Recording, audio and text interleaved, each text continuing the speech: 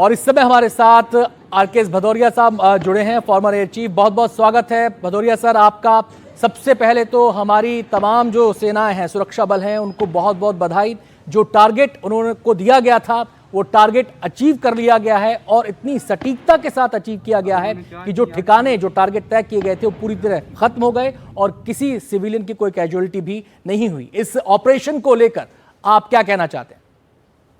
मैं तो ये कहना चाहूंगा कि जो भी टारगेट चुने गए, सब ऑल 9 टारगेट्स वो टेररिस्ट साइट्स थी या टेररिस्ट इंफ्रास्ट्रक्चर था। आई थिंक ये एक बहुत ही ड्यू डिलिजेंस के बाद बहुत ही कंसिडर्ड डिसीजन था कि किस तरह के टारगेट्स एंड किस नेचर के एंड क्या कॉम्बिनेशन के। इम्पोर्टेंट चीज ये है कि कितने टारगेट्स चुने गए।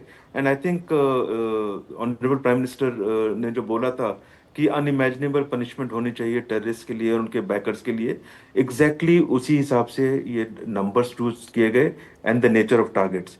And other important point is कि ये स्ट्राइक सक्सेसफुल रही, वो टारगेट्स हिट हुए हैं। जो वीडियोस एंड जो फोटोग्राफ्स पाकिस्तान से ही इमर्ज हो रहे हैं सोशल मीडिया एक्सेट्रा से, एंड जो आप लोग दिखा रहे हो, वेरी क्लियरली वो टारगेट सब हिट हुए हैं एंड सब्सटेंशियल डैमेज हुआ है। जी ये सारे प्रिसीजन स्ट्राइक्स थे बिकॉज एग्जैक्टली वही टारगेट्स हिट किए गए हैं एंड कोलेटरल डैमेज को बेयर मिनिमम रखने की पूरी कोशिश रही है। सो आई थिंक वो भी एक प्लानिंग का अहम हिस्सा होगा ताकि सिविलियंस इस चपेट में ना आए। जी, लेकिन जिस प्रिसीजन के साथ इन टारगेट्स को हिट किया गया, और इस बार खासियत यह है कि हमें किसी किस्म की कोई लाइन, चाहे वो एलओसी हो चाहे वो पाकिस्तानी सीमा हो, उसको क्रॉस करने की ज़रूरत नहीं पड़ती। ये भारतीय सेनाओं की क्षमता को भी दिखाता है। ये एक मैसेज पाकिस्तान को और सीधा जाता है कि ये तो बिना क्रॉस किए इतनी तबाही हुई है, अगर कोई हिमाकत की तो तबाही बड़ी भी हो सकती है। बिल्कुल बिल्कुल, ये है। एंड क्लियरली ये एक मैसेज है कि अगर कोई ऐसा एक्ट आप करते हो, आप कहीं भी छुप जाइए पाकिस्तान में, हम वहां पहुंच जाएंगे। So no place is safe and no network and जो सपोर्टिंग इंफ्रास्ट्रक्चर है, दे कैन नो लॉन्गर से ये हमारा काम नहीं था और उसमें हम मान लेंगे, या हम डोजियर भेजते रहेंगे और वेट करेंगे कुछ सपोर्ट की वर्ल्ड स्टेज पे। जो जो एक्शन है उसका हम अपने आप खुद एक्शन लेंगे and strong and effective action होगा। जी सर, आपसे ये भी जानना चाहेंगे कि ये जो हेडक्वार्टर्स हैं, जैसे जैश का गढ़ है उसको तबाह किया गया, लश्कर का जो हेडक्वार्टर है उसको तबाह किया, हिजबुल का जो हेडक्वार्टर है उसको तबाह किया गया। तीनों इंपॉर्टेंट टारगेट थे, इन टारगेट को ध्वस्त कर दिया गया। ये कितना बड़ा नुकसान है इन आतंकी संगठनों को, आतंकी संगठनों के लिए? क्योंकि कहा यह जाता है कि यहाँ पर लोगों को लाया जाता था, ब्रेन वॉश किया जाता था, उनको ट्रेन किया जाता था, फिर उन्हें लॉन्चिंग पैड तक पहुँचाया जाता था ताकि वो आगे जाकर आतंकी हमलों को अंजाम दे सके। तो क्या आपको लगता है कि ये जो कड़ी थी बीच की, ये इन हेडक्वार्टर्स के ध्वस्त होने से टूटेगी और ये जो उनका तरीका था, इसको एक बड़ा नुकसान यहाँ पर पहुँचेगा, खड़ा होने में इनको एक बड़ी यहाँ पर क्षति पहुँचेगी? हाँ, एक तो ये है कि नुकसान पहुंचा है, क्षति पहुंची है, लिंक टूटा है, ये जो सारी बातें कही आपने ये है। बट उससे भी स्ट्रांग आई थिंक ये है कि जो हमने मैसेज क्या कन्वे किया है कि आप कहीं भी होंगे, जो भी आपका इंफ्रास्ट्रक्चर है, हम आपको टारगेट करेंगे। अब ऐसा नहीं है कि वो कहीं बिल्टअप एरिया में है, कहीं और है, वो डायरेक्टली अपनी रिस्पॉन्सिबिलिटी नहीं ले रहे हैं, वो स्टेटमेंट दे रहे हैं कि हम इन्वॉल्व नहीं है, उस पर हम चुप कर जाएंगे या डोजियर्स प्रिपेयर करेंगे। तो ये एक मैसेज बहुत ज़्यादा स्ट्रांग है। आई थिंक वो ज़्यादा इंपॉर्टेंट है। और जी दूसरी बात, जितना हमने नेटवर्क एक्सपोज किया है, जितने टारगेट किए हैं, मेरे ख्याल वर्ल्ड के लिए भी एक ये मैसेज है कि ये उनका नेटवर्क इतना फैला हुआ है, इतना बड़ा हुआ है, एंड ये इनका सपोर्ट लेवल है पाकिस्तान में टेररिस्ट का। And the world needs to take notice and world powers को भी पाकिस्तान को लाइन पे लाने के लिए, उनको वापस राह पे लाने के लिए अपने कार्य करने चाहिए। नहीं तो इस उनकी तरफ से पाकिस्तान पर जितना प्रेशर होना चाहिए वो नहीं होता है।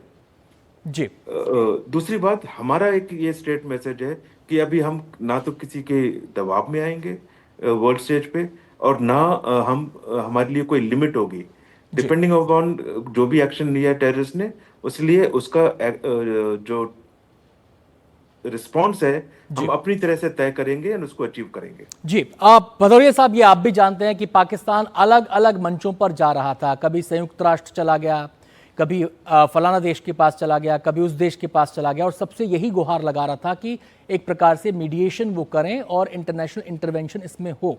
लेकिन भारत का इन तमाम कोशिशों के बाद, क्योंकि भारत भी कूटनीतिक मोर्चे पर लगा हुआ था, अपनी बात कह रहा था, लेकिन इन तमाम कोशिशों के बावजूद, तमाम अपीलों के बावजूद, क्योंकि अपील भी की गई थी कि दोनों देश संयम बरतें, ऐसा करें वैसा करें, हिदायतें दी जा रही थी, प्रीचिंग हो रही थी, लेकिन भारत ने इस हमले को, इस ऑपरेशन को अंजाम दिया। इसके क्या मायने हैं? ये क्या संदेश देता है पाकिस्तान को, और जो उसकी कोशिश थी वो एक तरीके से धराशायी हो गई? बिल्कुल बिल्कुल, एक तो उनकी जो कोशिश थी धराशायी हो गई। हम दुनिया के दबाव में आने वाले नहीं है। दूसरी बात, हमारी तरफ से अभी भी संयम रखा गया है। जी सिर्फ टेररिस्ट नेटवर्क्स को टारगेट किया गया है। उनकी सपोर्ट में दूसरे भी टारगेट्स हैं, दूसरे भी उनकी आईएसआई देखिए, उनके उनकी आर्मी सपोर्ट देखिए, दूसरी सपोर्ट देखिए, तो जी वो सपोर्ट वाले वो उस तरह के टारगेट्स बिल्कुल टारगेट नहीं किए गए हैं। वो हमारी तरफ से एक रैशनल मूव था। एक हमारी तरफ से अभी भी ये संयम के साथ में जी टारगेट लिस्ट बनाई गई है। जी ये नहीं है कि इसके बियॉन्ड टारगेट नहीं है। मेरे हिसाब से उनकी आर्मी, उनकी आईएसआई डायरेक्टली कॉम्प्लिसिट है इन टेररिस्ट को सपोर्ट करने में। जी। तो उनको ये बात समझ आनी चाहिए कि ये हमारा जो एक्शन है बड़ा है, बट फिर भी संयम से है। सर, आपसे मेरे सहयोगी हैं उमा शंकर, वो एक सवाल पूछना चाहते हैं। जरा उनका सवाल सुन लीजिए, क्या पूछना चाह रहे हैं। उमा, बताइए।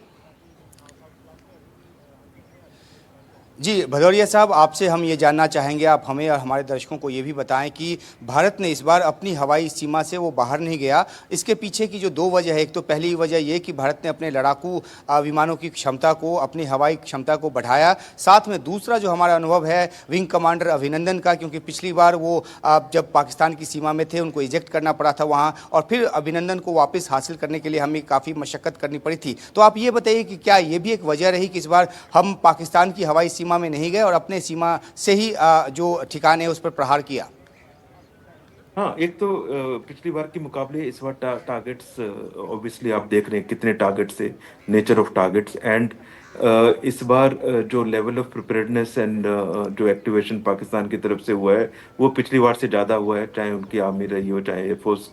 दूसरी बात, पिछली बार के मुकाबले आज की तारीख में हमारे पास जो वेपन्स कैपेबिलिटी अवेलेबल है, राफेल का इंडक्शन पूरा हो गया, राफेल की वेपन्स अब है, दूसरी हमने एडवांस वेपन्स इंडक्ट किए हैं, उनकी क्षमता कहीं ज़्यादा है। जी एंड देयरफॉर अभी इंक्रीजिंगली पॉसिबल है कि बहुत सारे टारगेट्स आप अपने बाउंड्री के अंदर रह के ही एड्रेस कर सकते हैं। तो स्टैंड ऑफ का एक तो kind of weapons that are available, दूसरा जो जी टारगेट्स चॉइस किए गए हैं, एंड जितना लेवल ऑफ डिप्लॉयमेंट हुआ है उसको देखते हुए किया गया है। जी। क्या आप भदौरिया सर, आपसे ये जानना चाहेंगे कि इसमें भारत की क्षमताओं एक का तो एक टेस्ट एक हुआ? और सवाल। जी, मैं आता हूँ उमा, आपके पास आता हूँ। एक सवाल मैं कर लेता हूँ यहाँ पर कि भारत की क्षमताओं का तो यहाँ पर टेस्ट हुआ, लेकिन क्या आपको नहीं लगता कि पाकिस्तान की जो कमजोरी है, उनका लेवल ऑफ प्रिपेयर्डनेस आप बता रहे हैं कि इस बार ज्यादा था, उसके बावजूद हमारी स्ट्राइक्स जाती हैं, स्ट्राइक करती हैं, और कहीं कोई किस्म का कोई डिफेंस वहां पर, डिफेंस शील्ड वहां पर नजर नहीं आती, तो पाकिस्तान का ये एक्सपोजर भी सामने आया। ये वो उनका एयर डिफेंस नेटवर्क पूरी तरह से अलर्ट था, पूरी तरह से। तो देयरफॉर उनकी जो भी क्षमता है इंटरसेप्ट करने की, वो वहां पे उन्होंने डिप्लॉय की थी। पर ऑब्वियसली हमने आईबी क्रॉस नहीं किया, एलसी क्रॉस नहीं किया from aircraft point of view, but हमारी वेपन्स जो गई वो उन्होंने कितनी इंटरसेप्ट की अब डिटेल्स आएंगे। बट जैसा कि लग रहा है सब टारगेट्स पे पहुंची हैं, तो ज्यादा वेपन्स भी इंटरसेप्ट नहीं हुई हैं, ज्यादातर सब टारगेट्स पे पहुंची हैं। देयरफॉर ओवरऑल जो प्लानिंग एंड प्लानिंग में भी काफी elements of deception and elements of हम कहाँ अटैक कर रहे हैं, कहाँ दिखा रहे हैं, ये सब कॉम्बिनेशन होता है। तो सो ओवरऑल ये सक्सेसफुल मिशन रहा है टारगेट को अचीव करने के पॉइंट ऑफ व्यू से। बाकी डिटेल्स हमारे पास नहीं है, वो जी जैसे इमर्ज करेंगे वी कैन एनालाइज। पर सिर्फ टारगेट को अगर आज हम देखें, क्या टारगेट्स चुने थे, क्या मैसेज था, क्या अचीव किया, वो आई थिंक एक बेसिक मिशन अच्छी तरह से अचीव किया है। जी। उमा, कुछ पूछना चाह रहे थे आप? जी बिल्कुल भदौरिया जी, मैं ये कहना चाह रहा था कि पाकिस्तान जो है आतंकवाद के मामले को लेकर काफ़ी एक गैर जिम्मेदार देश है। उसने कभी भी आतंकवाद पर ईमानदारी से काबू करने की कोशिश नहीं की। अब जब भारत ने पहलगाम हमले को लेकर एक जवाबी कार्रवाई की है और आतंकी ठिकानों को नष्ट किया है, ये सवाल आपको थोड़ा हाइपोथेटिकल लग सकता है, लेकिन पाकिस्तान जिसके बारे में कुछ भी प्रेडिक्ट नहीं किया जा सकता कि किस दिशा में जाएगा, आपको क्या लगता है कि भारत की जो सैन्य क्षमता है उसको देखते हुए पाकिस्तान थोड़ा मुनासिब ये समझेगा कि वो उस तरह से रिटेलिएट ना करे जिससे ये एस्केलेट करे और ज़्यादा, या आपको लगता है कि वो अपना हाथ ऊपर रखने के लिए एक ऑल आउट वॉर की तरफ जाता दिखेगा? ऑल आउट वॉर की तरफ से जाता नहीं दिखेगा, लेकिन वो कुछ एक्शन जरूर लेंगे उनकी अपनी ऑप्टिक्स के लिए, अपने लोगों को दिखाने के लिए। और उनके इस तरह का पूरा हमेशा अप्रोच रही है। तो अगर हमने 9 टारगेट्स लिए हैं, वो भी कुछ ऐसा ही चूज करेंगे कि नंबर्स 9 हो, उस किस तरह से प्रोजेक्ट किया जाए कि हमने भी 9 किए या 10 टारगेट किए, 11 किए। इम्पोर्टेंट ये है कि वो किस तरह के टारगेट अटैक करते हैं। हमने तो टेररिस्ट टारगेट अटैक किए। जी। ऐसे टारगेट्स उनके लिए तो है नहीं हमारे पास।